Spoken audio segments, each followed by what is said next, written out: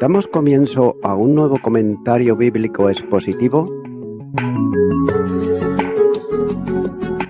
Servidores de Dios. Quien te habla es Manuel Cornejo. En esta ocasión estaré compartiendo la primera epístola de Pedro, capítulo 5 y versículo 5, donde dice: Igualmente, jóvenes, está sujeto a los ancianos, y todos sumisos unos a otros. Revestíos de humildad, porque Dios resiste a los soberbios y da gracia a los humildes. La exhortación está dirigida al grupo de los más jóvenes, en la congregación, a los que le está pidiendo sumisión a los ancianos.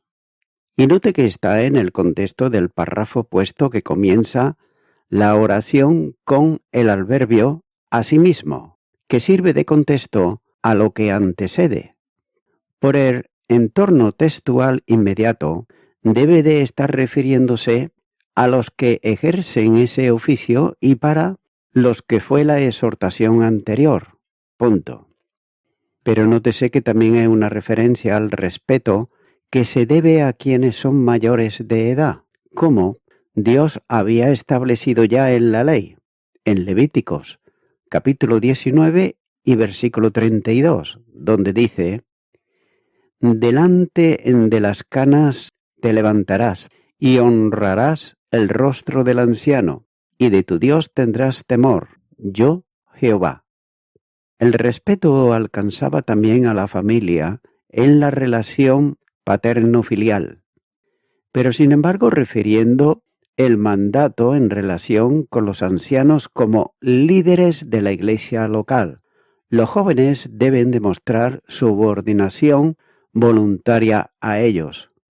De otra forma, obedeced a vuestros pastores y sujetaos a ellos, porque ellos velan por vuestras almas, como quienes han de dar cuenta, para que lo hagan con alegría, y no quejándose, porque esto no es provechoso.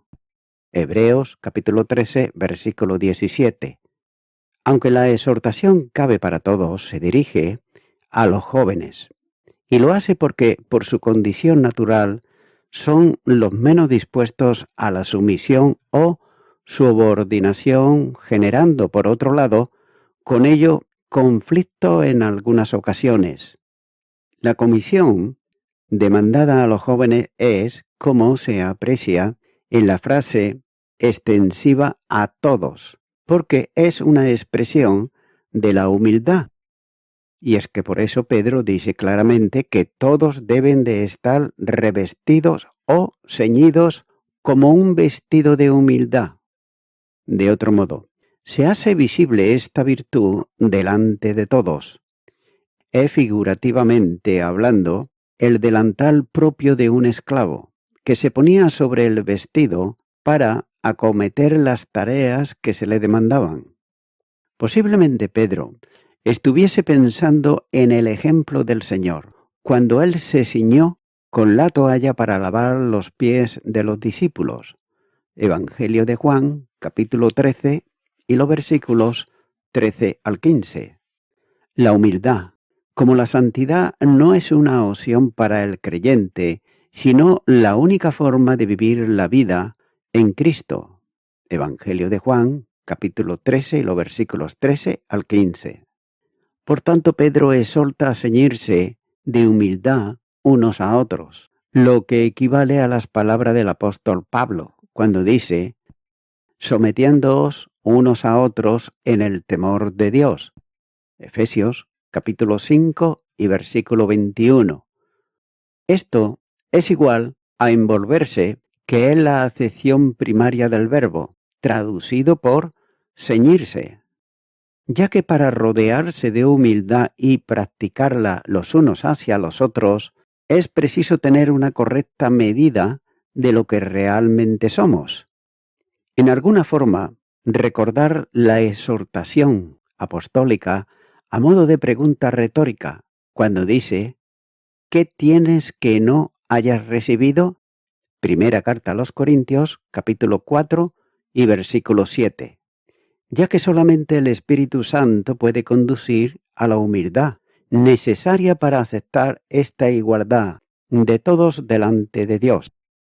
Téngase en cuenta que todos los creyentes somos miembros del mismo cuerpo.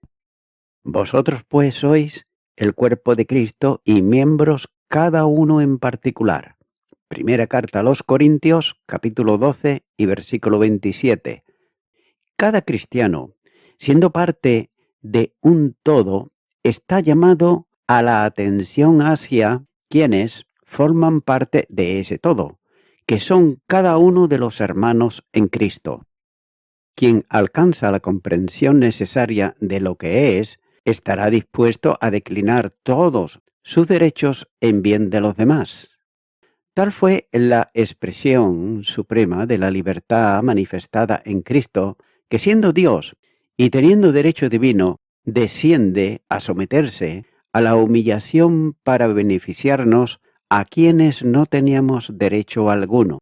Note lo que dice Filipenses, capítulo 2 y los versículos 6 y 7, el cual, siendo en forma de Dios, no estimó el ser igual a Dios como cosa a que aferrarse, sino que se despojó a sí mismo, tomando forma de siervo, hecho semejante a los hombres.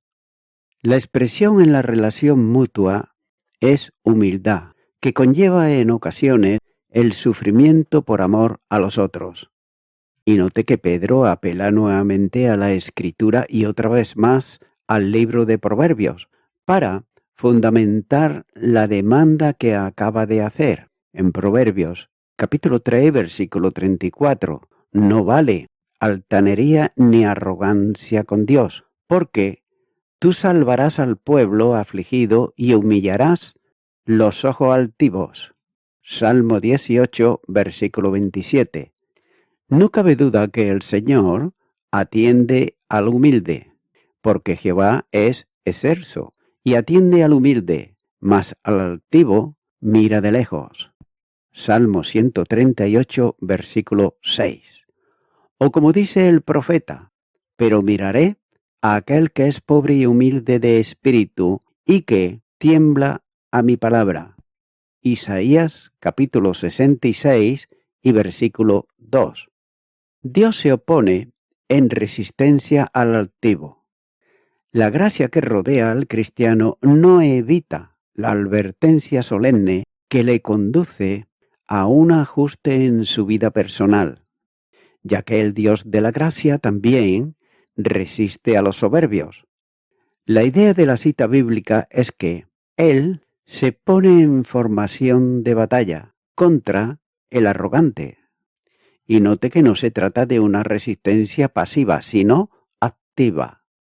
El grave problema consiste en que quien opone resistencia es Dios mismo. Por tanto, nadie podrá vencerle oponiéndose a él. Aquellos a quienes Dios resiste se le llama soberbios. El adjetivo utilizado para calificarlos tiene varios significados, como por ejemplo, soberbio, orgullosos, arrogante, insolentes. Y son aquellos que, por orgullo personal, se consideran ellos a sí mismos como superiores y se colocan por encima de los demás. Es a estos a quienes Dios niega su gracia, mientras persistan en su arrogancia e insolencia personal. El profeta anuncia que Dios actuará sobre todo soberbio, porque día de Jehová de los ejércitos vendrá sobre todo soberbio y altivo, sobre todo enaltecido y será abatido. Isaías capítulo 2 y versículo 12. Incluso la acción divina sobre los orgullosos está proféticamente anunciada, cuando dice que, porque he aquí, viene el día ardiente como un horno, y todos los soberbios y todos los que hacen maldad serán estopa. Aquel día que vendrá los abrasará, ha dicho Jehová de los ejércitos, y no les dejará ni raíz ni rama. Malaquías capítulo 4 versículo 1. Los que vivían de esta manera, enorgullecidos, en la Iglesia debían de comenzar a reflexionar sobre la acción divina a la que se estaban enfrentando, ya que es necesario recordar que antes del quebrantamiento, la soberbia, y antes de la caída, la altivez de espíritu. Proverbios capítulo 16 y versículo 18. La gracia, que siempre es mayor que el pecado, podía estar dándoles un tiempo de oportunidad para el arrepentimiento. Pero note que el contraste, aquel que resiste al orgulloso da gracia a los humildes. Y el adjetivo utilizado para referirse a los humildes tiene la connotación de aquello que es bajo y no se levanta de la tierra. Esa es metafóricamente la condición humilde, como dice el Evangelio de Lucas, capítulo 1 y versículo 52, y Romanos capítulo 12, versículo 16. Note que son aquellos que, sin fuerzas propias, confían solo en las de Dios y se someten incondicionalmente a Él. Son los bienaventurados delante del Señor, aunque sean despreciados por los hombres. También son aquellos a quienes Jesús llama pobres en espíritu. Mateo capítulo 5 y versículo 3. Nuestro Señor pensaba en quienes son pobres porque no tienen absolutamente nada. Saben que no pueden alcanzar ninguna cosa por sus fuerzas y dependen absolutamente de Dios para su cuidado, liberación, provisión y sustento. Por eso decía David, refiriéndose a su propia experiencia, cuando estaba huido de Saúl, perseguido por él y expuesto a perder la vida. Este pobre clamó, y le oyó Jehová, y lo libró de todas sus angustias. Salmo 34, versículo 6. Note que esto marca un profundo contraste con aquellos que, en arrogancia, pretendían enseñorearse de la Iglesia. El espíritu humillado, la pobreza en espíritu, es lo único que Dios acepta. Y con cuánta precisión lo registra el profeta en su nombre al decir en el texto antecitado: miraré a aquel que es pobre y humilde de espíritu, y que tiembla a mi palabra. Isaías capítulo 66 y versículo 2. Nada hay que Dios acepte que no sea el espíritu humillado, porque los sacrificios de Dios son espíritu quebrantado, al corazón contristo y humillado no despreciarás tú, oh Dios. Salmo 51 y versículo 17. El humilde es el único que puede experimentar la libertad del yo crucificado. Gálatas capítulo 2 y versículo 20. Note que la arrogancia en el humilde desaparece. Su ego personal queda sustituido por el gran tú de Dios, que le hace verdaderamente libre y le otorga los favores de su gracia. Nada tiene que ver esto con la humildad fingida que aparenta santidad cuando se es esclavo del pecado. Esa actitud pecaminosa es pura hipocresía, el peor modo de mentira y la mayor expresión del pecado de orgullo. La bendición de Dios es sólo para el que se considera a sí mismo insuficiente y además descansa en la gracia, reconociendo que el poder viene y está en el Señor. Este es el que puede decir, aun en medio de situaciones adversas: todo lo puedo en Cristo que me fortalece. Filipenses capítulo 4 y versículo 13. La gracia que Dios da a los humildes en el texto de Proverbios es tanto una provisión espiritual como también material. El texto en la epístola tiene un alcance mayor en consonancia con la enseñanza de Jesús, porque el que se enaltece será humillado, y el que se humilla será enaltecido. Mateo, capítulo 23 y versículo 12.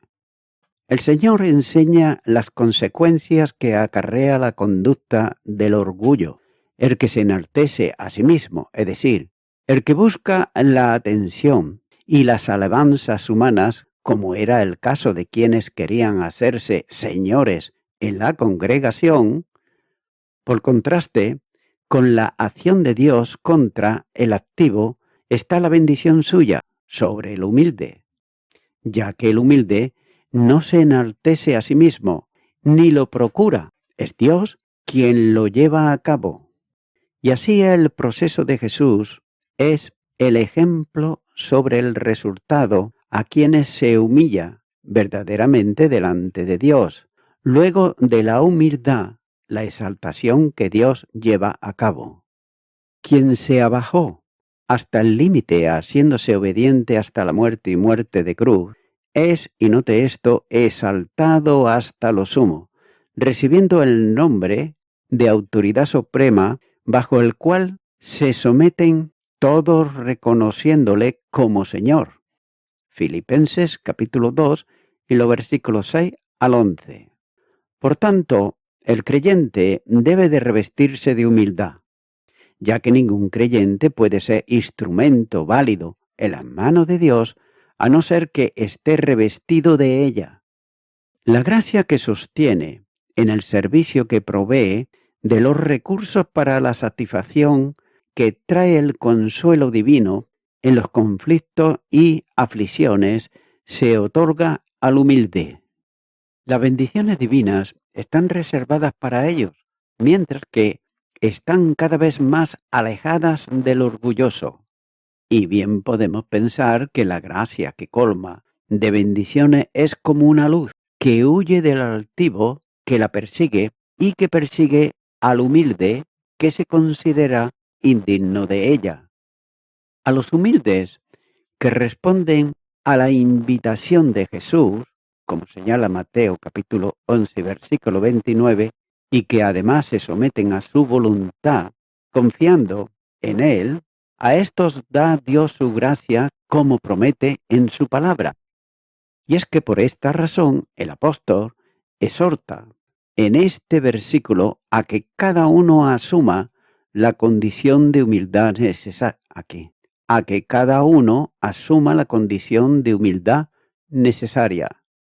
Ante este versículo, debiéramos doblar nuestra rodilla en oración, pidiéndole a Dios que nos conceda la gracia en vivir en humildad delante de Él. Continúo ahora con el versículo 6, donde dice: Humillaos pues bajo la poderosa mano de Dios, para que Él os exalte cuando fuere tiempo.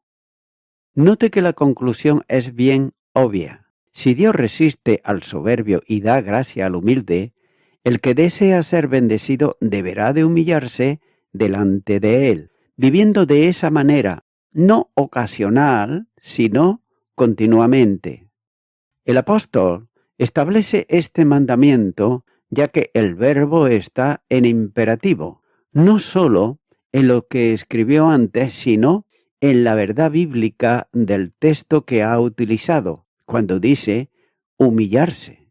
Aquí tiene que ver con subordinación o sujeción, de modo que el cristiano debe vivir sujeto a Dios, dependiendo íntegramente de Él. Dios es infinito, pero el hombre es limitado. Dios es omnipotente, pero sin embargo el hombre es débil. Dios es santo, pero sin embargo el hombre es pecador. Por tanto, por todo ello, debemos de tener conciencia bien clara de quién es Él y quiénes somos nosotros, para que vivamos en disposición a obedecerle en todo y glorificarle. Para ello es precisamente necesaria la humildad. La frase es muy típica del Antiguo Testamento, cuando dice bajo la poderosa mano de Dios. Por ejemplo, en Éxodo capítulo 3, versículo 19, Deuteronomios capítulo 3, versículo 24.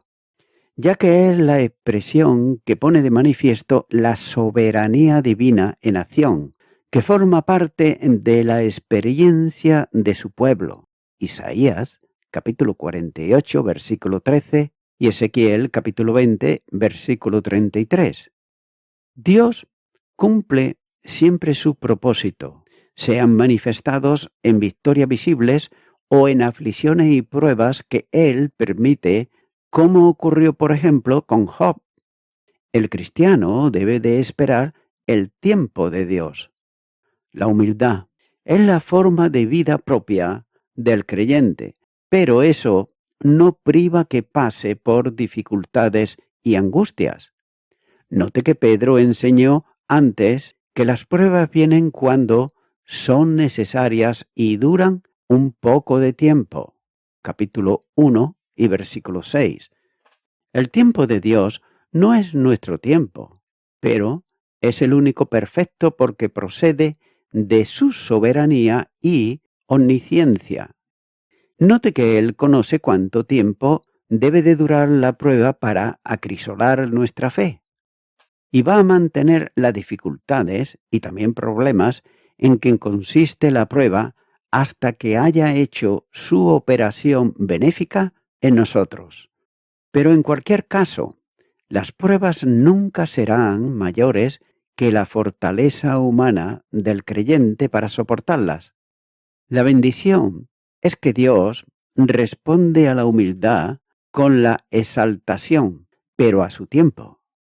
La vida de humildad no es un mérito que elimina la prueba, sino la forma natural para el creyente. Continúo ahora con el versículo 7, donde dice: echando toda vuestra ansiedad sobre Él, porque Él tiene cuidado de vosotros.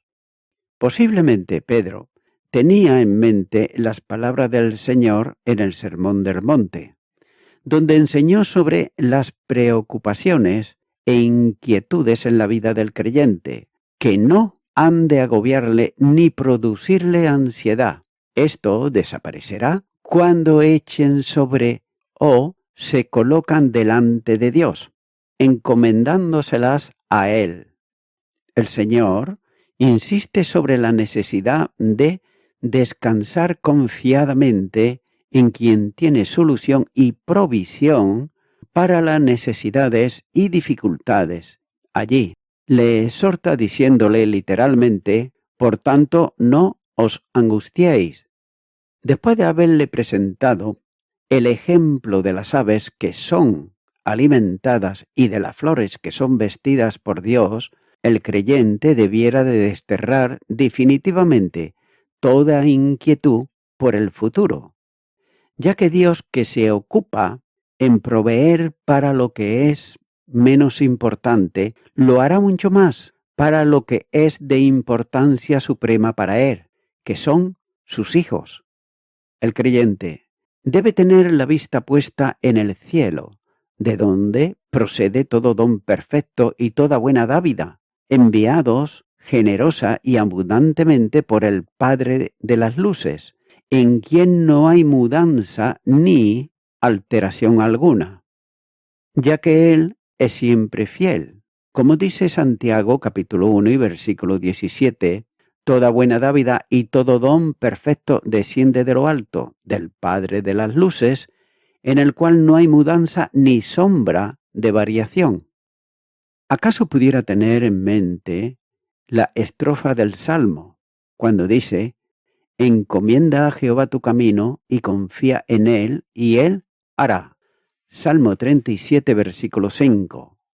El texto exhorta a extender toda la carga de la vida delante del Señor, dejando en sus manos no sólo la inquietud presente, sino también cuánto pueda ocurrir en el futuro. Dejar esto en las manos de Dios es entregarle en humildad y sumisión la vida misma, arrojando lejos todo brote de ansiedad que pueda surgir. Es renunciar al yo, doblegando a él toda la voluntad personal para asumir la suya. Así pues, Dios actuará haciendo aquello que tanto deseamos que se convierta en realidad, ya que Él tiene las habilidades necesarias para allanar el camino, hacernos superar los obstáculos, abrir senda aún en el mar y sobre todo dar calma y paz al alma.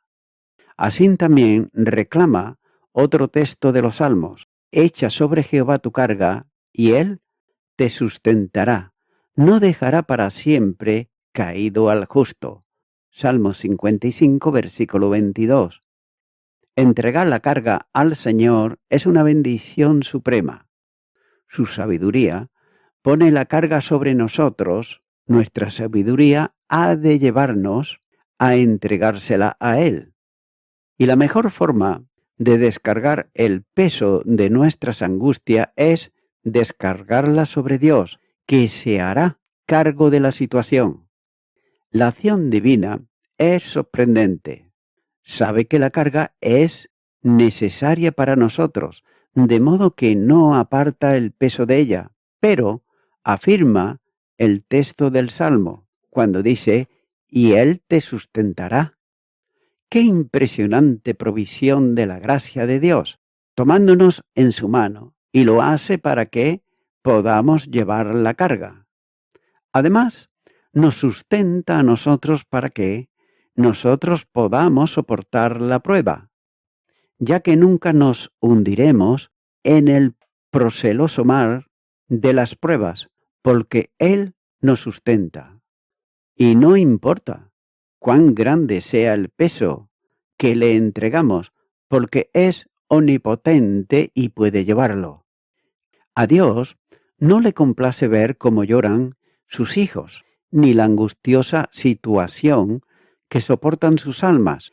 Prefiere, en su gracia, liberarlos, no de la carga, sino de la inquietud que produce, levantándolos y cargando con ellos para hacerla soportable. Añade el texto, no dejará para siempre caído al justo. Esto puede ser que, zarandeado por la prueba, haya caído, pero sin embargo la mano de gracia trabará de él y lo enderecerá nuevamente, ya que muchos son los que procuran destruir al salvo, pero Dios nunca lo ha permitido y jamás lo consentirá porque ama a sus ovejas. Y voy concluyendo con esto. Una de las enfermedades del pecado que han asediado siempre a las familias y a las iglesias es la insubordinación, ya que esa enfermedad aqueja a muchos más a los jóvenes. Cuando ellos dicen, nadie me va a decir lo que yo tengo que hacer. Tengas en cuenta que las mentes jóvenes, pecadoras, imaginan que desafiar es demostración de fuerza. Pero sin embargo, Dios dice que los jóvenes muestran fuerzas subordinándose ellos mismos en amor a las personas que lo dirigen. En realidad, todo el pueblo de Dios necesita esforzarse constantemente por vestir el manto de la humildad y tratar a otros con respeto y aprecio. Dios no siempre es quien nos castiga, pero siempre es quien nos levanta. Y Él promete que lo hará a su debido tiempo. Amigo y amiga oyente, el Salvador Jesucristo demostró para siempre su compromiso absoluto con el pecador y la pecadora que vienen a Él en el día de hoy en arrepentimiento. Y ese compromiso quedó formalizado en la cruz del Calvario, donde Él dio su vida por ti, y esa vida que Él entregó por ti no será en balde si tú le abres tu corazón y lo recibes como tu único y suficiente Salvador. Por tanto, yo te animo ahora a que tú vengas en oración y puedas aceptar a Cristo en tu corazón. Para ello, es necesario que hagas una oración. Si no sabes cómo hacerlo, puedo guiarte con esta oración. Repite conmigo y di: Señor Jesucristo, vengo ante ti porque soy una persona orgullosa, altiva, y no aguanto muchas veces que nadie me mande. Esto sí, En el trabajo, sí, pero en casa y en otro lugar, no. Quiero pedirte perdón por todo ello. Sé que he causado males con ello. Ahora me arrepiento de ello y quiero que tú, Señor Jesucristo, vengas a mi corazón, vengas a mi vida, me hagas una persona humilde y sencilla y te recibo como mi Salvador. En tu nombre, amén.